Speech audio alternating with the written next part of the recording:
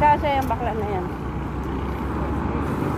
Chat mo ako pag nandun na siya. Ay, ano pala kami sa evangelism. Sabado, bukas. Evangelism kami, 4 o'clock. Ano oras na pupunta sa'yo? Hindi ko alam. Eh, yung buko, ang haba na. Sige, naglapit siya.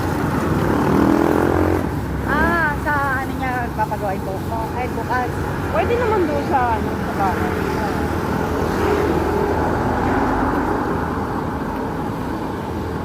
Mabait naman si Maribig. Kami, 4 o'clock. Evangelism. Tuwa nga si Alat kaya Ray. Hindi kami yung ano.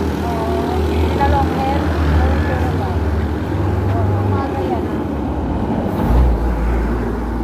Kaya malabog ka, di ba? Ano sa Koreala? Ay, alas sa ngayon.